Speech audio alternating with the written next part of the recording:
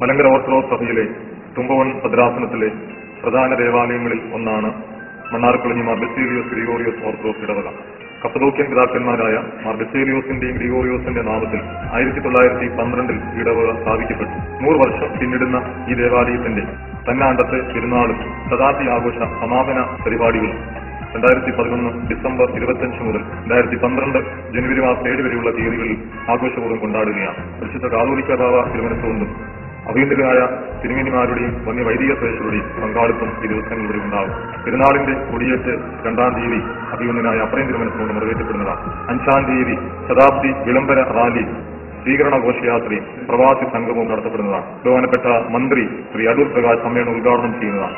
6-ാം തീയതി ഈ ഇടവയുടെ മുൻ വികാരിമാരി, ദേശത്ത് പട്ടക്കാരി, 75 വയസ്സിന് മുകളിലുള്ള വയോജനങ്ങളെ ആദരിക്കുന്ന സമ്മേളനം ഉദ്ഘാടനം ചെയ്യുന്നത് ആന്റണി എംപിയാണ്. 7-ാം തീയതിയാണ് ശതാബ്ദിയാഘോഷ പരിപാടികളുടെ സമാപനം. പരിശുദ്ധ കാതോലിക്ക ബാവ തിരുമനസ്സിന്റെ മുഖ്യ കാർമ്മികത്വത്തിൽ വിശുദ്ധ 3 കുർബാനയും അതിനോടനുബന്ധിച്ച് പൊതുസമ്മേളനം നടത്തപ്പെടുന്നതാണ്. ഈ ഇടവയുടെ ധന്യമായ ഈ മുഹൂർത്തത്തിലേക്ക് എല്ലാവരെയും സന്തോഷത്തോടുകൂടി സ്വാഗതം ചെയ്യും.